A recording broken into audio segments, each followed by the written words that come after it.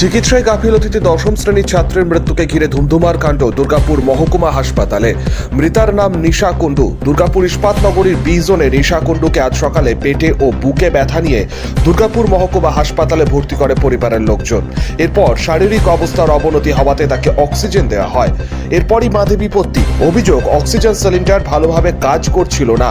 সরকারি হাসপাতালের নার্সদের বারংবার বলা সত্ত্বেও কথা শোনেননি তারা, যার জবনিকা পড়ল ছাত্রের মৃত্যু।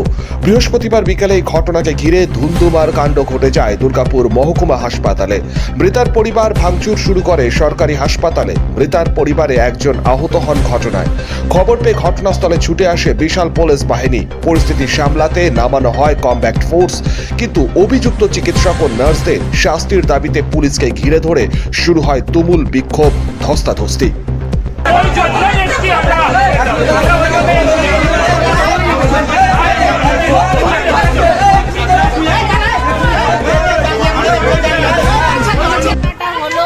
ব্যথা হলে একটু বললো, আমি বললাম চ মা ভর্তি করতে, বলে মা ভর্তি হবে না, মনে এসে শুয়ালো, শুয়ে এসে ইঞ্জেকশন ফোটাফট দিল, অক্সিজেন দিল। অক্সিজেনটাও চলছে কি না চলছে, কখনো বলছে খারাপ, কখনো বলছে ভালো, তারপর দিয়ে দিল, আবার এসে ইঞ্জেকশন দিল, দিয়ে বলছে আমরা নিয়ে রেখে ডিসচার্জ করছি। বাস নিয়ে এখানে বাস শুনছি, আমার মেয়ে আর নাই। শেষে বিভাগীয় তদন্ত কমিটি করে তদন্তের আশ্বাস দেওয়ার পর শান্ত হয় পরিস্থিতি।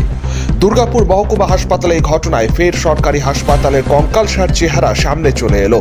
মাস দেড়েকের ব্যবধানে দুর্গাপুর মহকুমা হাসপাতালে দুটি প্রসূতি মৃত্যুর ঘটনা ঘটেছিল। দুটি ক্ষেত্রেই চিকিৎসকের গাফিলতির অভিযোগ উঠেছিল। এই ঘটনার রেশ কাটতে না কাটতে ফের চিকিৎসায় গাফিলতিতে দশম শ্রেণীর ছাত্রীর মৃত্যুকে ঘিরে চাঞ্চল্য।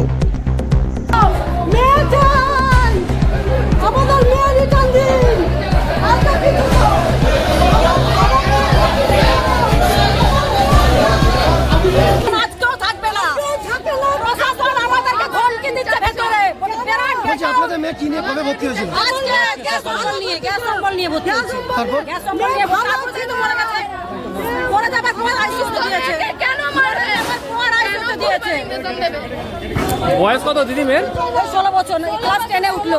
তো কি মনে হয় চিকিৎসার গাফিলতি রয়েছে বলে? চিকিৎসার গাফিলতি, ভুলভাল ইনজেকশন দিয়ে মেরেছে। আমাদের ভালো মেয়েকে ভুলভাল ইনজেকশন দিয়ে মারা হয়েছে। ভর্তি করতে কোনো ট্রেনিং নার্স ছিল কি? হ্যাঁ, ট্রেনিং এ করেছে না, ট্রেনিং এর লোকগুলো মেরেছে। ভালো মেয়ে, শুধু বুকে ব্যথা হয়েছিল, আর কিছু হয়নি। পুলিশ আছে, ডাক্তার নার্সকে বাঁচাচ্ছে। কি নাম? পুলিশ আছে, ডাক্তার নার্সকে বাঁচাচ্ছে। নিশা কুণ্ডু, পেশেন্টের নাম নিশা কুণ্ডু। আপনার নাম কি? আমার নাম বর্ষা শিকদার। বর্ষা শিকদার।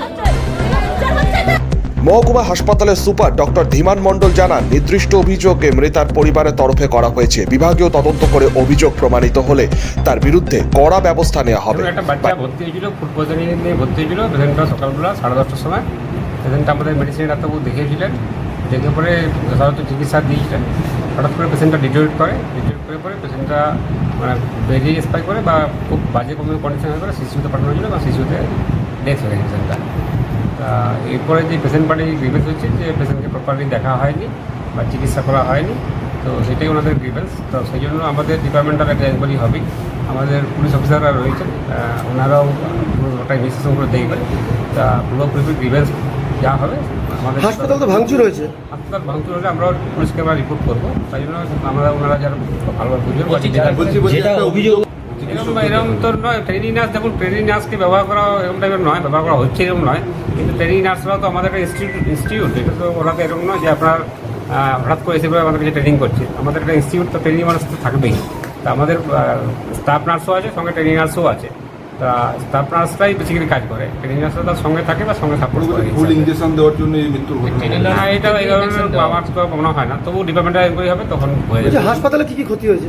হাসপাতালে ডক্টর বিধানচন্দ্র রায়ের স্বপ্নের শহর দুর্গাপুর, আর সেই শহরেই সরকারি হাসপাতালে একের পর এক রোগী মৃত্যুর ঘটনায় স্বাস্থ্য বিভাগের যে কঙ্কালসার অবস্থা তা আবারও সামনে চলে এলো।